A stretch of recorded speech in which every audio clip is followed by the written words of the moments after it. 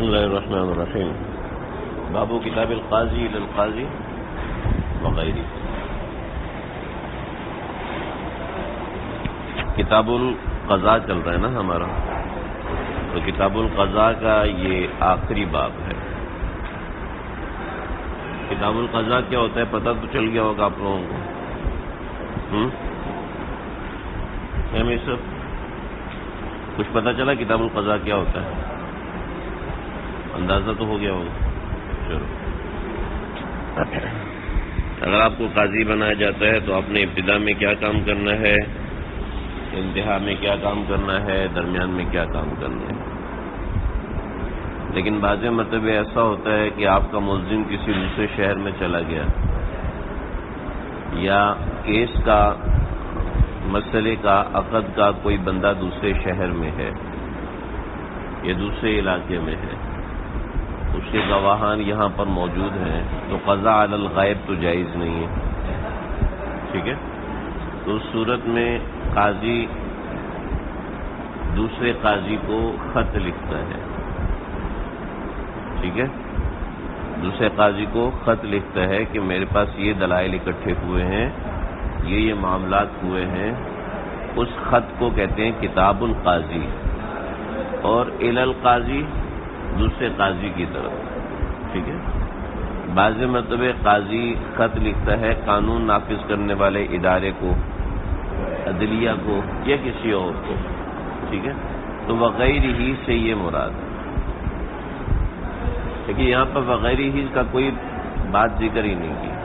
ٹھیک ہے، بس صرف کتاب القاضی الی القاضی کی مثالیں ہیں، وغیرہ ہی یہاں پر کچھ ہے نہیں. ٹھیک ہے، ٹھیک ہے بھائی، چلیں بھی. سب سے پہلا مسئلہ ہے کہ کتاب القاضی الی القاضی ان مسائل میں ہوتی ہے جس میں حدود و قصاص نہیں ہوتی، حدود و قصاص کے علاوہ میں ہوتا ہے. ٹھیک ہے، حدود و قصاص میں کتاب القاضی الی القاضی نہیں چلتا. وجہ اس کی ہے کہ خط ایک ضمنی چیز ہے، ہو سکتا ہے کسی اور نے لکھ دیا ہو سکتا ہے نقلی مہر بنا دی گئی ہو سکتا ہے نقلی گواہ بنا دیے گئے ہوں، تو اس میں شبہ ہے، لہذا شبے سے حدود و قصاص ختم ہو جاتی ہے. وَيَكْتُبُ الْقَاضِي إِلَى الْقَاضِي فِي غَيْرِ حَدٍّ وَقَوَدٍ. حدود اور قصاص کے علاوہ میں، حدود و قصاص کے غیر میں. ٹھیک ہے بھائی، یہ پورا باب یہ پورا باب پڑھیں گے. پورا باب ایسا ہے کہ آپ لوگ عبارت پڑھتے جاؤ، آپ کو ساتھ سے سمجھاتا جاؤں تو بھی کافی ہے. ٹھیک ہے، یعنی اتنا آسان ہے، کوئی مشکل نہیں ہے. یعنی آپ کو صورت مسئلہ نہیں بنانی پڑتی. ہم پچھلے ابواب میں ہمیں صورت مسئلہ بنانی پڑتی تھی نا، یہاں صرف مسئلہ سمجھنا ہے، صورت مسئلہ بنانے کی بھی ضرورت نہیں. فَإِن شَهِدُوا عَلَى خَصْمٍ حَكَمَ بِالشَّهَادَةِ كَتَبَ بِحُكْمِهِ وَهُوَ الْمَدْعُو سِجِلًّا إِلَّا لَمْ يَحْكُمْ. ذرا سمجھنا، بات سمجھ لینا ذرا. یہاں سمجھا رہا ہے کہ مصنف یہاں سمجھا رہے ہیں کہ کتاب قضاء کیسے ہوتی ہے. ٹھیک ہے، کتاب القضاء قاضی الی القاضی کیسے ہوتی ہے. ہاں لے لو بھائی.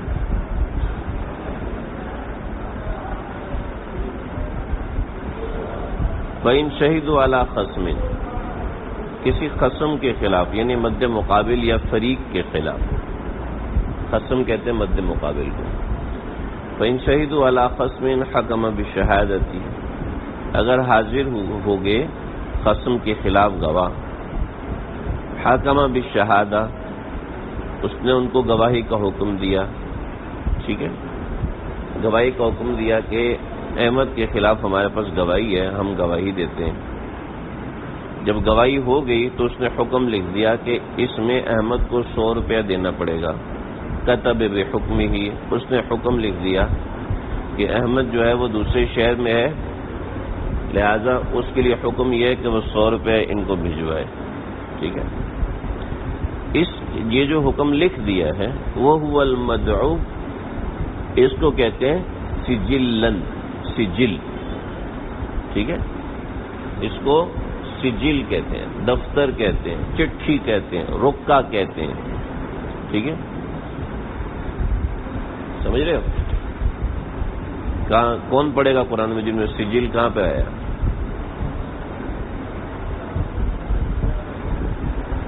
ہاں ابے یار،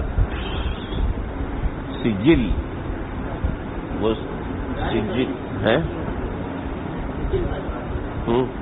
سجل سجل وہ سجیل ہے، جیم کی تشدید کے ساتھ ہے، یہ سجل ہے بغیر تشدید کے، وہ تفعیل میں سے، یہ تفعیل سے نہیں ہے.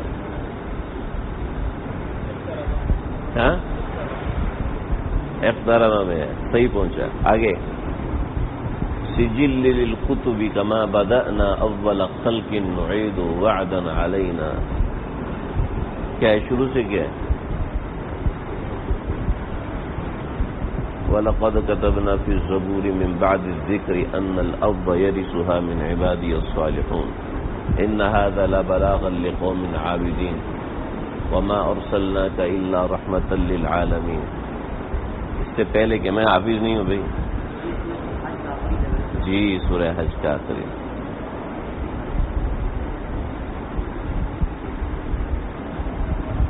ہاں پڑھو پڑھو پڑھو، حافظ ہو تھوڑا سا شرم کرو، میں غیر حافظ ہوں.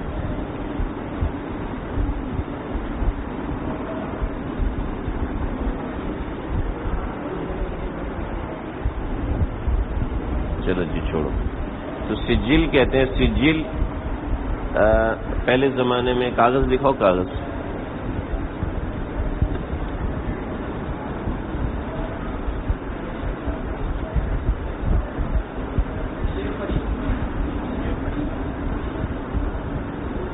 ہاں جلدی کریں، جلدی کاغذ دینا، کاغذ پھاڑ کے دیں کاغذ. ہاں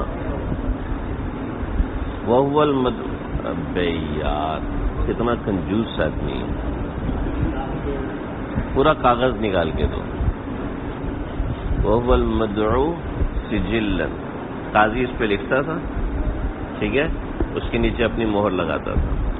دیکھو اگر آپ نے پرانے زمانے کے کچھ کاغذات یہ اس طرح پیک ہوتا ہے، اس کے اوپر رسی لگاتے اور یہاں پر مہر لگاتے، اس کو کہتے ہیں سجل.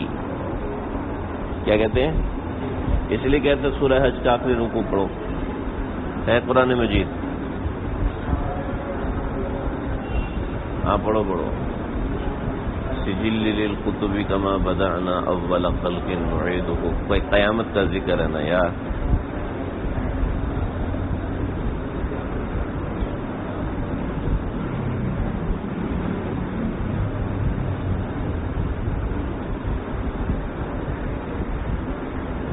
ادھر لاؤ ادھر.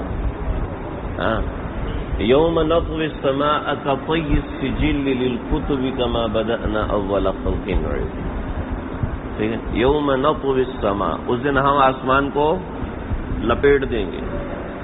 یوم نطوی السماء کطی السجل للکتب کما بدأنا، اس طریقے سے جیسے کہ کطی السجل للکتب. ٹھیک ہے، سمجھ رہے؟ سجیل میں جیم پہ تشدید ہے، اس میں لام پہ تشدید ہے. ٹھیک ہے نا؟ چلے بھائی لو بھی اپنا سفر، نقصان ہو گیا. وَهُوَ الْمَدْعُو سِجِلًا، اس کو سجل کہتے ہیں. ٹھیک ہے، چٹھی رکا، سرکاری رکا کہتے ہیں. ٹھیک ہے، سمجھ رہے بھائی؟ وَإِلَّا لَمْ يَحْكُمْ، الا لم يحکم. ہاں دیکھو ایک سمجھو، فَإِن شَهِدُوا عَلَى خَصْمٍ، اگر گواہ ملے خصم کے خلاف. ٹھیک ہے، حکم بالشہادہ، اس کے خلاف گواہی کا حکم دیا. کتب بحکمی، اس کے اوپر حکم لگا دیا.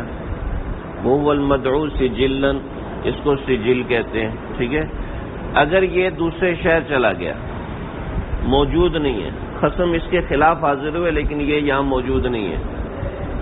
ٹھیک ہے، قسم اس کے خلاف حاضر ہوئے، یہ یہاں موجود نہیں ہے، تو اس صورت میں اس کے خلاف حکم نہیں لگایا جائے گا.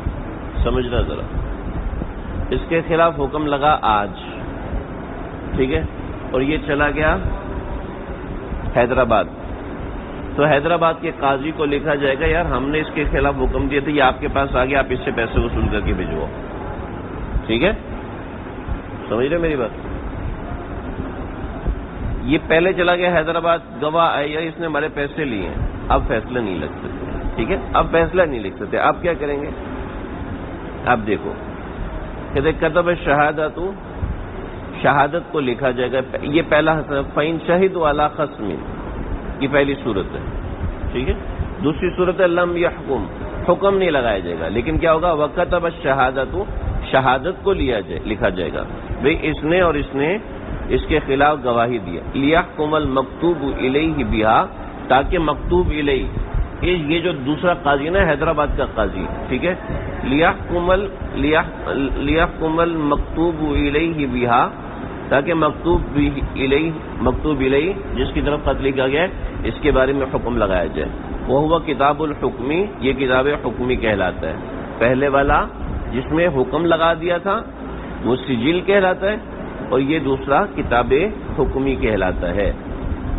ٹھیک ہے، سمجھ رہے ہو؟ کتاب حکمی کی تعریف کر رہا ہے. وہ نقل الشہادت فی الحقیقہ، یہ تو بس شہادت کو نقل کرنا ہے، ان دونوں کی گواہی ہے حقیقت میں. وقرأ علیہم، اب کیا کرے گا؟ وقرأ علیہم، یہ ایسا کرے گا کہ دو گواہوں کے سامنے، دو گواہ یہ ہو گئے، ان دو گواہوں کے وقرأ علیہم، اور ان دونوں کے سامنے پڑے گا کہ بھئی یہ ان دونوں نے گواہی دی اور اس کے خلاف یہ حکم ہونا چاہیے، یہ گواہی دی. وقرأ علیہم وختم عندہم، ان کے سامنے مہر لگائے گا. وسلم الیہم، اور ان کے حوالے کرے گا کہ جاؤ اور جا کے حیدرآباد میں قاضی ابراہیم صاحب کو دے دو. ٹھیک ہے، یا انہی دو گواہوں کو کہے گا، انہی دو گواہوں کے سامنے پڑے گا کہ بھئی تم لوگوں نے سن لیا جو میں نے پڑھا ہے، عجیب پڑھا، سن لیا، اس پہ مہر لگائے گا، اس کو بند کرے گا اور دے دے گا. سمجھ رہے بھائی؟ امام ابو یوسف کہتے ہیں ان کے سامنے پڑھنا ضروری نہیں ہے، بس ہم نے مہر لگا دینا، مہر لگانا ضروری نہیں ہے، پڑھ لینا بھی کافی ہے. ٹھیک ہے جی، سمجھیے بھائی؟ نہیں سمجھ میں آیا؟ اب اس کے پاس آ گیا، پہلے احمد کے پاس تھا نا، اب ابراہیم کے پاس آ گیا. ابراہیم ہی نام ہے نا، اس سے نہیں ہونا یار. فَإِن وَصَلَ إِلَى الْمَكْتُوبِ إِلَيْهِ، فَإِن وَصَلَ إِلَى الْمَكْتُوبِ إِلَيْهِ، مکتوب الیہ ابراہیم. یا بور تو نہیں ہو رہے آپ لوگ؟ بور ہو رہے ہو؟ او ہو جمعرات تو اس لیے زیادہ پڑھنا چاہیے. چلو زیادہ پڑھیں گے، فکر نہیں کریں. اچھا، نظر الی ختمہ، وہ پہلے مہر دیکھے گا، پہلے مہر دیکھے گا. ولم يقبلہ بلا خصم و شہود، لیکن اس خط کو یہ بغیر مہر کے اور بغیر قسم کے نہیں پڑھ سکتا، قبول نہیں کر سکتا. ٹھیک ہے، السلام علیکم. بہت بہت مبارک ہو آپ کو. تو میں کئی بار سوچا، لیکن وہ وہی ہوتا ہے، کلاس میں بیٹھ جاتے ہیں پھر محنت ہو جاتا ہے. آج میں نے پکا ارادہ کیا تھا میں آپ سے ملوں گا. ٹھیک ہے، خیر و عافیت سے جی الحمدللہ. تو پھر پروگرام بنائیں گے انشاءاللہ، بیٹھیں گے پھر. ہاں انشاءاللہ جی ضرور دعا میں یاد رکھیے.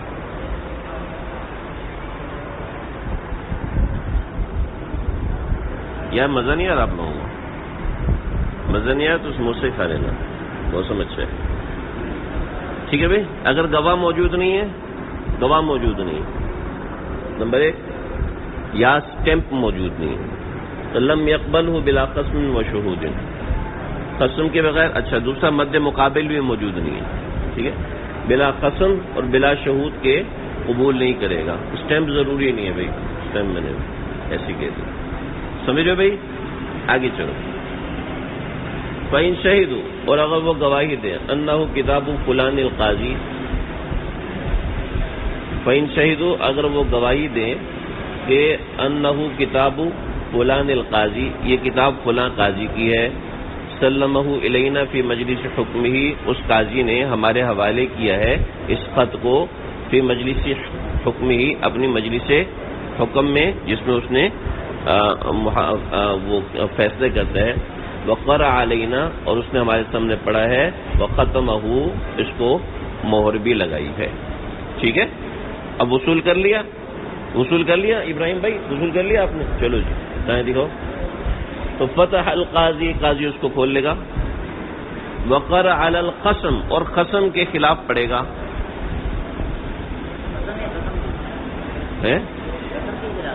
قسم مد مقابل، فریق ثانی جو حیدرآباد بھاگا ہوا ہے نا، وہ الزمہ، اس پہ لازم کرے گا معافی ہی، جو اس کے اندر ہے. یعنی جو حکم احمد بھائی نے لکھا تھا، قاضی صاحب نے لکھا تھا، صحیح ہے بھائی صرف عبادت ہے، اس میں کوئی ایسی بات نہیں ہے. میرے صاحب غصے نہیں ہو، آپ ناخن کھا رہے ہیں، بھوک لگی ہے، میں سموسے کھانے کا بولا تھا. دیکھو آگے دیکھو، اب یہ کتاب جو ہے وہ باطل کس چیز سے ہوتی ہے؟ کہتے ہیں یبطل الکتاب بموت الکاتب، کاتب نے خط لکھا تھا، یعنی کاتب قاضی نے جو خط لکھا تھا، اس کی موت سے خط بھی باطل ہو جائے گا. ٹھیک ہے، وعزلہ، اگر اس کو معزول کر دیا تو بھی خط باطل ہو جائے گا. وبموت المکتوب الیہ، یا مکتوب الیہ کے موت سے باطل ہو جائے گا. ٹھیک ہے، الا یہ کہ احمد نے لکھا تھا اذا کتب بعد اسمہ، جب اس نے ابراہیم کا نام لکھا، اور نام لکھنے کے بعد کیا، الی کل من یصل الیہ من قضاة المسلمین، ابراہیم بھائی یا مسلمانوں کا جو بھی قاضی اس خط کو دیکھے وہ اس کے بارے میں یہ فیصلہ کرے. ٹھیک ہے، بات سمجھ میں آ گئی؟ اس صورت میں اس کی موت سے کتابت باطل نہیں ہوتی ہے. جو بھی قاضی دیکھے، ابراہیم دیکھے یا جو بھی قاضی دیکھے وہ فیصلہ کرے، تو ابراہیم کی موت سے قضا باطل، کتابت باطل نہیں ہوتی ہے. بات واضح ہے، کوئی اس میں مشکل بات نہیں ہے، سب اس میں لکھا ہوا ہے. لا بموت القسم، یعنی قسم جو اس کے خلاف کیس تھا نا، سمیع اللہ کے خلاف کیس تھا کہ چھوٹیاں بہت کرتا ہے، ٹھیک ہے، اس کے خلاف کیس تھا، تو اس نے اس کے خلاف کیس تھا، لیکن اس کی موت سے وہ کتابت باطل نہیں ہوتی ہے. قسم کی موت سے کتابت باطل نہیں ہوتی. ہاں کیوں باطل نہیں ہوتی؟ اس لیے کہ میرا حق ہے نا یار، اب یہ فوت ہو گیا تو میرا کیا قصور ہے، اس کے رشتہ داروں سے دلواؤ.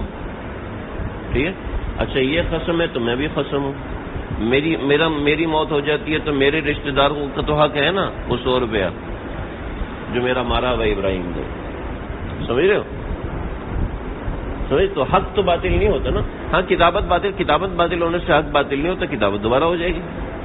بات واضح؟ اچھا مزے کی بات بتاؤں، آگے دیکھو. تقضی المرأة فی غیر حد وقبض، عورت قاضی بن سکتی ہے. ٹھیک ہے، عورت قاضی بن سکتی ہے فی غیر حد وقبض، حدود اور قصاص کے علاوہ. حدود اور قصاص میں عورت قاضی نہیں بن سکتی، لیکن حدود اور قصاص کے علاوہ عورت قاضی بن سکتی ہے. وجہ کون بتائے گا؟ کون شیر کا بچہ ہے؟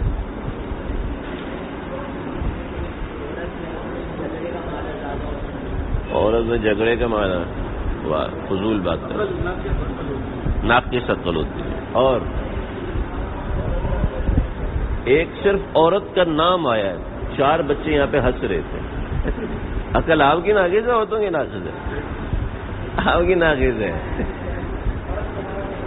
امیر صاحب بھی ہنستے ہیں، یہ بھی ابھی داڑھی بھی نہیں ہنس رہے. آپ نہیں ہنسے ہو، لیکن اور بھی تو بہت سے لوگ ہیں یہاں پہ ہنسے ہیں. عورت کا نام، ابھی نام کسی عورت کا ذکر ہی نہیں کیا ہے. یہاں پہ سب طلبہ ہنس رہے، مسکراہٹ زیر نظر ہوئے. میں کاش کہ میں مجرم بن جاؤں، میرے خلاف فیصلہ ہی دے دے، بس تھوڑا سا میری طرف دیکھ لے. عورت شہادت کے لائق نہیں ہوتی. ہاں یہ بات کی ہے. دیکھو قاضی اس چیز میں بن سکتا ہے جس چیز میں وہ شہادت دے سکتا ہے. ٹھیک ہے، عورت حدود اور قصاص میں گواہ نہیں بن سکتی، اس لیے وہ اس میں قاضی بھی نہیں بن سکتی. ٹھیک ہے نا بھائی، سمجھ رہے ہیں؟ وَتَقْضِي الْمَرْأَةُ فِي غَيْرِ حَدٍّ وَقَوَدٍ، حدود اور قصاص کے علاوہ عورت قاضی بن سکتی ہے. ٹھیک ہے جی. یہاں سے کچھ مسائل ذکر ہو رہے ہیں، متفرق مسائل قضاء کے متعلق، ٹھیک ہے؟ ہمارے امیر صاحب کی ہستی ابھی تک ختم نہیں ہوئی، پتہ نہیں کیا مسئلہ ہے، کسی جج قاضی کا رشتہ تو نہیں ہے باقی بس. چلو جی. ولا یستخلف قاضی اپنا خلیفہ نہیں بنا سکتا، ٹھیک ہے؟ قاضی اپنا خلیفہ نہیں ہو، یا میں تھوڑی دیر کے لیے جا رہا ہوں تم آ جاؤ، تم میری جگہ پہ فیصلہ کر دینا، نہیں. قضا ایک منصب ہے جو ایسے ہی بغیر حاکم کے کسی کے حوالے نہیں کیا جا سکتا، الا ان یفوض الیہ ذلک، الا یہ کہ خلافت اس کے لیے تفویض کر دی گئی، بھئی تم جس کو چاہو قاضی بنا دو، تم جس کو چاہو قاضی بنا دو، اس صورت میں قاضی دوسرے کو خلیفہ بنا سکتا ہے، کیونکہ خلافت کی تفویض اسی شخص کو دی جاتی ہے جس پہ مکمل بھروسہ ہوتا ہے، یہ کسی بھروسے والے کو. بخلاف المامور بالجمعہ، جمعہ یعنی جمعہ کے حوالے سے اگر کوئی کسی حاکم نے کسی کو مامور کیا ہوا ہے تو اس صورت میں وہ اپنا نائب بنا سکتا ہے. وجہ یہ کہ جمعے میں مصلحت وقت فوت ہونے سے جمعہ فوت ہو سکتا ہے اس کا وضو ٹوٹ جائے، کوئی ایسا ہے تو وہ اپنا نائب بنا سکتا ہے. اچھا، یہ جمعے کی بات خاص طور پہ ذکر اس لیے کی کہ پہلے زمانے میں جمعے ایسے نہیں ہوتے تھے جیسے آج کل ہوتے ہیں. اس پہ بڑے کام کی ضرورت ہے، بہت کام کی ضرورت ہے. میرا بھی جی چاہتا ہے کہ اللہ تھوڑا سا مجھے کوئی منصب دے تو میں اس پہ کام کروں گا کہ ہر مسجد میں جمعہ ہو رہا ہے. یہ مسجد ہے، ادھر بھی جمعہ ہو رہا ہے، 2 قدم کے فاصلے پہ مسجد ہے، ادھر بھی جمعہ ہو رہا ہے، 3 قدم کے فاصلے پہ مسجد ہے، اس پہ جمعہ ہو رہا ہے. اگر ایسا ہو جاتا کہ جمعے کے لیے ایک مرکزی مسجد متعین ہو جاتی، ٹھیک ہے، اور اس مرکزی مسجد کے اندر ایک منتخب نمائندہ امام آ کے وہ جمعہ پڑھاتا، گھنٹہ سوا گھنٹہ کی تقریر کرتا، تو اس سے کتنا فرق پڑتا آپ سمجھ سکتے ہیں. اگر ایک جمعے کے اندر 10,000 بندہ ہوتا تو کیا روح پرور منظر ہوتا. ایسے ہی عیدین کے بارے میں معاملہ ہے کہ عیدین پورے شہر کی عید پورے شہر کی ایک جگہ پہ ہونی چاہیے. نہیں کراچی کی عید جائے باہر وہاں بحریہ ٹاؤن کے پاس ہونی چاہیے، لاکھوں لوگ کراچی کے سب وہاں پر جمع ہو. یہ شریعت کا نظریہ ہے. اگر اس نظریے پہ چل نہیں سکتے تو ایٹ لیسٹ کم از کم یہ ہو سکتا ہے کہ ملیر کے علاقے کے سب لوگ ایک جگہ پہ جمع ہو کے جمعہ پڑھیں. ہاں، ملیر کے علاقے کے لوگ سب ایک جگہ پہ بیٹھ. میمن مسجد میں کیوں بھائی؟ کیوں میمن مسجد میں؟ عید تو ہوتی عیدگاہ میں، مسجد میں تو ہوتی نہیں ہے تو ہو جاتی ہے، گنجائش ہے، لیکن اصل تو عید کے لیے عیدگاہ ہے نا. آپ بطور مثال سمجھ لو کہ صبح 8 بجے عید کی نماز ہوگی، ٹھیک ہے؟ کہاں پہ ہوگی میں بتاتا ہوں. یہ ٹینک چوک پہ ممبر لگے گا، ٹینک چوک پہ ممبر لگے گا، ادھر بھی لوگ ہوں گے، ادھر بھی لوگ ہوں گے، پیچھے بھی لوگ ہوں گے. اب بتاؤ کیا روح پرور منظر ہوگا، کیسا منظر ہوگا کہ اللہ اکبر کہیں گے، او پیچھے تک اللہ اکبر، ایمان تازہ ہو جائے. اچھا، سعودی میں یہی ہوتا ہے، لوگوں کو وہاں پر شوق ہے نماز کا. اور میں نے ابھی اپنے ایک ساتھی مولوی عزیر، میں نے ان سے کہا، یہ گلشن رومی کی طرف رہتے ہیں، ان سے میں نے کہا یار آپ تھوڑے ایسے آدمی ہو کہ دوستیاں لگانے میں ماہر ہو، آپ جاؤ اور اپنے علاقے میں. انہوں نے 4 مسجدوں کو اکٹھا کر کے عید الفطر کی نماز کروائی. 4 مسجدوں کو اکٹھا ہوئی. آپ مسجد میں عید کی نماز نہیں کریں گے، ہم ایک میدان میں عید کی نماز کرائیں گے، ٹھیک ہے؟ ابھی تک لوگ یاد کرتے ہیں کہ یار وہ عید کی نماز واقعی نماز ہوئی، کمال ہو گیا. کھلے آسمان تلے اور وہ ہزاروں لوگ. تو یہ ہے، اگلی دفعہ انہوں نے کروائی 9 مسجدیں اکٹھی ہو. یوں کرتے کرتے عید کی نماز سب نے پڑھنی ہے نا.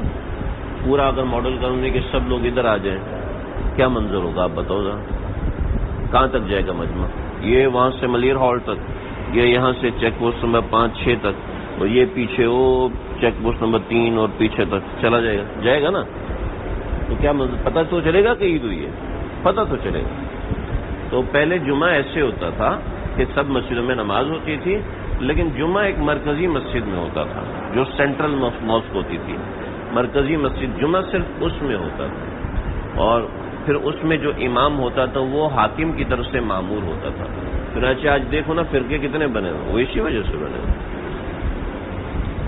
چلو جی, وَإِذَا رُفِعَ إِلَيْهِ حُكْمُ قَاضٍ قَبْلَهُ أَمْضَاهُ وَإِن لَّمْ يُخَالِفْ الْكِتَابَ وَالسُّنَّةَ. دیکھو آج کل بہت بڑا مسئلہ ہے.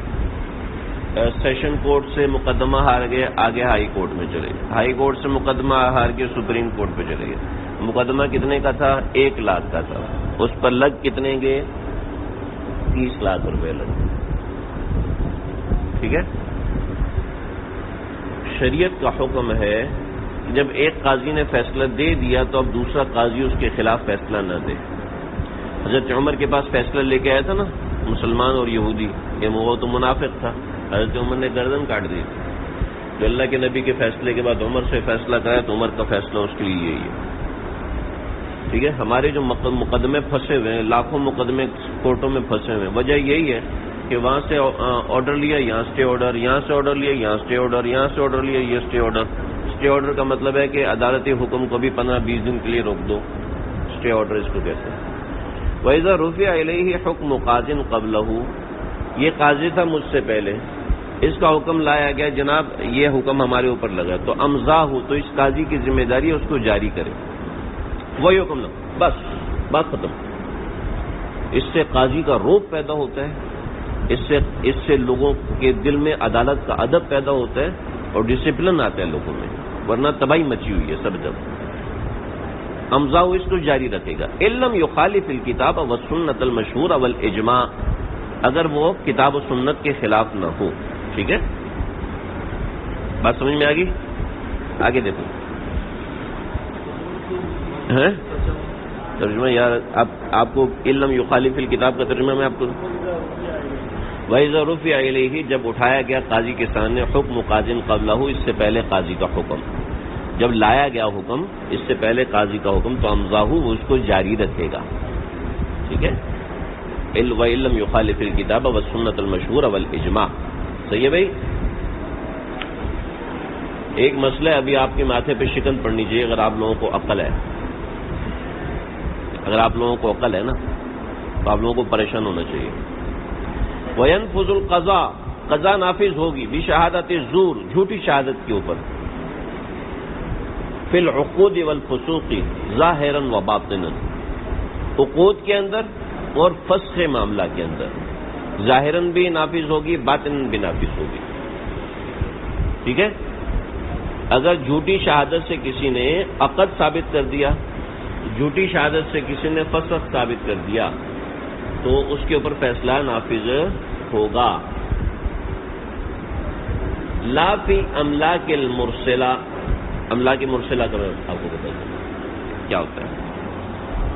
جھوٹی شہادت کسی نے دی, جھوٹی شہادت دی, جناب ابراہیم صاحب نے نا ایک لڑکی دیکھی, عاشق ہو گیا, دو دوستوں کو ساتھ ملا اور کہا یہ دیکھو یہ 2 گواہیں, میری اس سے شادی ہوئی ہے.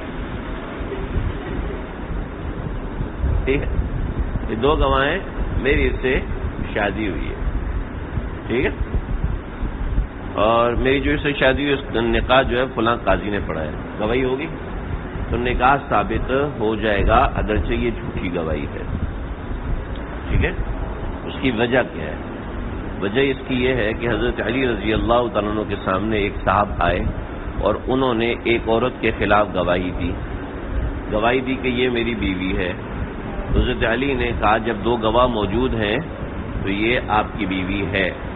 تو اس عورت نے کہا کہ حضرت بات یہ ہے کہ اس نے دونوں گواہ جھوٹے پیش کیے, لہذا اب میں اس کے ساتھ جاؤں گی تو زنا ہوگا, آپ میرا نکاح اس سے کروا دیجیے تاکہ میں زنا سے بچوں. تو حضرت علی نے فرمایا کہ حضرت علی رضی اللہ عنہ نے فرمایا کہ دیکھو بات یہ ہے کہ ان 2 گواہوں کی وجہ سے تیرا نکاح منعقد ہو گیا.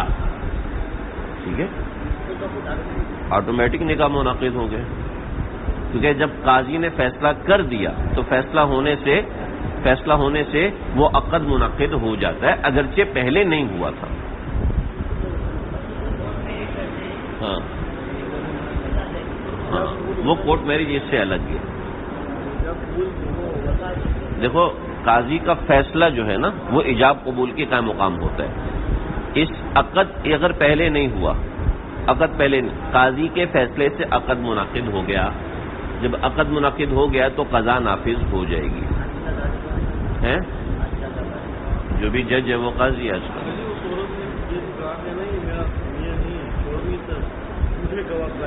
ہاں جھوٹے گواہ قائم کیے، عورت نے انکار کیا، ٹھیک ہے، قاضی نے فیصلے کو نافذ کر دیا، فیصلے کو نافذ کر دیا کہ عورت کا انکار باطل ہو گیا،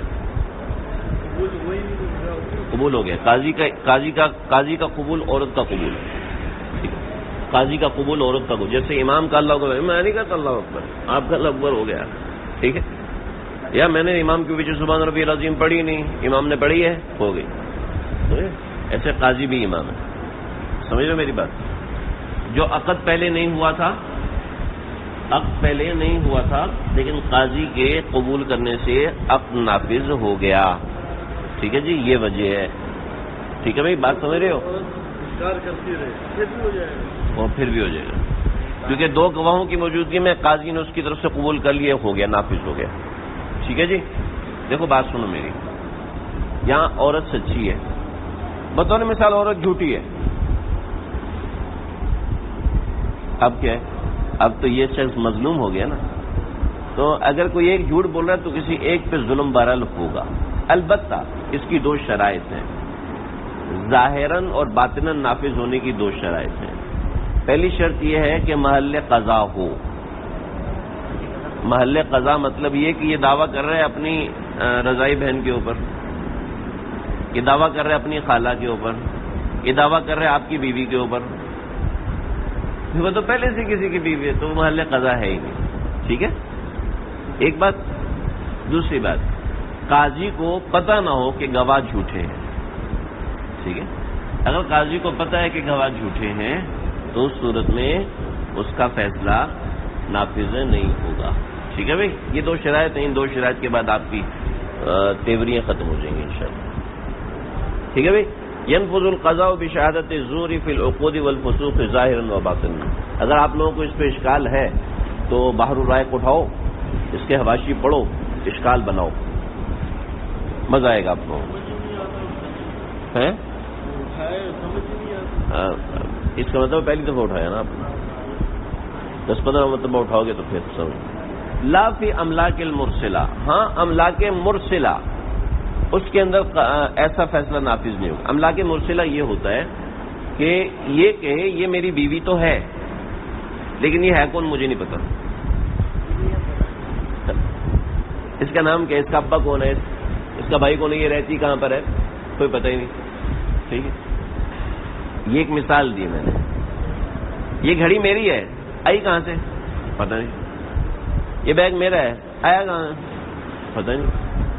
املاک مرسلہ اس کو کہتے ہیں، ایسی املاک جس کا سبب پتہ ہی نہیں آپ کو اور آپ اس پہ دعویٰ کر رہے ہیں. ٹھیک ہے، آگے چلو. اچھا جی، قضاء علی الغائب. ٹھیک ہے، لا یقضی علی غائب. یہ لا یقضی علی غائب، غائب کے اوپر قضا نہیں ہوگی. غائب کے اوپر قضا نہیں ہوگی. غائب کے اوپر قضا ہونے کی دو صورتیں ہیں. پہلی صورت دیکھو بھائی،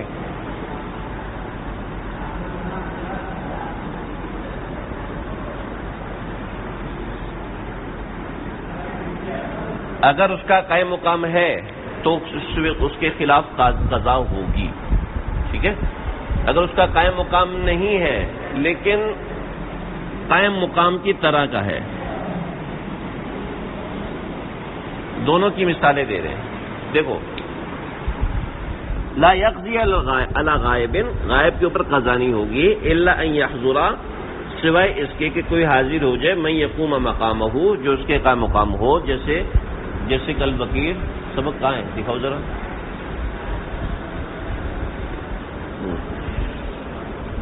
ہاں جی، کل وکیل، جیسے کہ وکیل ہے، جیسے کہ وصی ہے، اس صورت میں قائم مقام ہو جائے گی.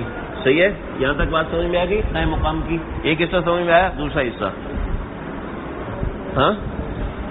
او یکون ما یدعی او یکون ما یدعی علی الغائب سببا ما یدعیہ علی الحاضر، کمن ادعى عینا فی ید غیرہ انہ اشتراه من من فلان الغائب. دیکھو بھائی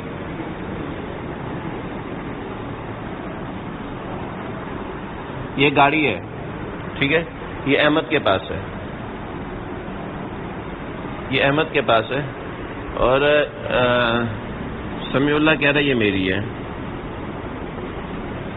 سمیع اللہ کہہ رہی ہے میری ہے, یہ احمد کی نہیں ہے.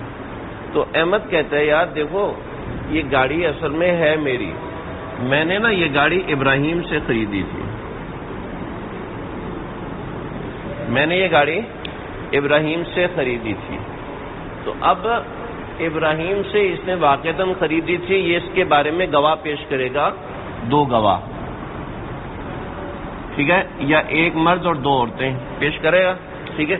یہ دراصل فیصلہ ابراہیم کے بارے میں ہو رہا ہے نا, یہ فیصلہ ابراہیم کے بارے میں ہو رہا ہے کہ ابراہیم سے احمد نے خریدی ہے, فیصلہ ہو رہا ہے نا. لیکن چونکہ احمد اس بات کا مدعی ہے کہ میں نے ابراہیم سے خریدی ہے, لہذا یہ میری ہے. تو جب احمد اس بات کا مدعی ہے ابراہیم کی طرف سے کہ اس نے مجھے بیچی اور میں نے اس کو خریدی ہے, تو جب یہ ایک طریقے سے قائم مقام کی طرح ہو گیا, ٹھیک ہے, تو یہ ہے ما یدعى علی الغائب سببا, جو غائب کے اوپر ایک سبب ہونے کا دعویٰ کر رہا ہے, غائب کے اوپر ایک سبب ہونے کا دعویٰ کر رہا ہے, لما یدعیہ علی الحاضر, جو کہ دعوے کو ثابت کرتا ہے حاضر کے اوپر, اس سبب کا ایک دعویٰ کر رہا ہے جو حاضر پر سبب کو ثابت کرتا ہے. صحیح ہے بھائی, بات واضح, ہاں بات واضح ہوگی. کمن آگے سمجھا رہے ہیں, کمن اس بندے کی طرح, یعنی احمد کی طرح, ادعا عین فی نہیں ابراہیم, سمیع اللہ, ابراہیم کو ڈیلیٹ کرو, احمد کو ڈیلیٹ کرو, سمیع اللہ, کمن جیسے کہ ادعا عین فی یدی غیرہ, اس نے گاڑی کا دعویٰ کیا احمد کے اوپر, ٹھیک ہے, اس نے دعویٰ کیا احمد کے اوپر, انہ اشتراہ من فلان الغائب, کہ اور احمد آگے سے کہتا ہے کہ انہ, کہ اس نے اشتراہ اس گاڑی کو خریدا من فلان فلاں سے, الغائب جو کہ غائب ہے, جو کہ موجود نہیں ہے. سمجھ رہے ہو, بات واضح ہے, صورت مسئلہ سمجھ میں آ گئی ہے, یعنی یہ قضاء الغائب مانا جائے گا, ٹھیک ہے. آگے فیصلہ اس کو چھوڑو, فیصلے کو چھوڑو, قضاء الغائب مانا جائے گا نہیں مانا جائے گا وہ بات اس کی بات ہوگی, ٹھیک ہے بھائی, بات واضح ہے. قاضی کے کچھ مناسب ہیں, وہ کیا ہے؟ وَيُقْرِضُ الْقَاضِي مَالَ الْيَتِيمِ, قاضی یتیم کے مال سے قرض دے سکتا ہے بھائی. یہ یتیم آدمی بیٹھا ہوا ہے, یہ ایک یتیم آدمی بیٹھا ہوا, چلو ہے, ایک یتیم بچہ ہے, اس کا مال میرے پاس ہے, یتیم کا مال میرے پاس ہے 1 کروڑ روپیہ, ٹھیک ہے. قاضی میرے پاس جو مال رکھا ہوا ہے, میں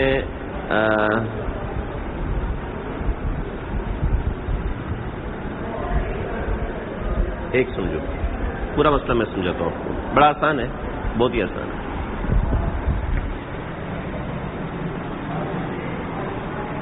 خالد یہ یتیم بچہ ہے, ٹھیک ہے, اس کا 1 کروڑ روپیہ. آسان ہے, میں تھوڑا سا سمجھا اس لیے رہا ہوں تاکہ آپ کا دماغ کھلے, بہت آسان ہے, صرف ترجمہ کر لے تب بھی سمجھ میں آ جائے گا. یہ خالد ہے, میں اس کا وصی بھی ہوں, ٹھیک ہے, اس کا ولی بھی ہوں, اس کا باپ بھی ہوں ستیلا, ٹھیک ہے, میں نے اس کی ماں سے شادی کر لی تھی, سمجھ رہے. اس کا 1 کروڑ روپیہ میرے پاس ہے نا, اس کا 1 کروڑ روپیہ میرے پاس ہے.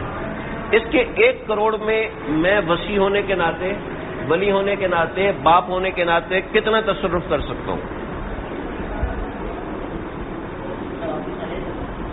میں تصرف کتنا کر سکتا ہوں؟ صرف اتنا تصرف کر سکتا ہوں کہ میں اس کے مال کو اس کے کھانے پینے میں استعمال کروں یا اس سے تجارت کروں, ٹھیک ہے.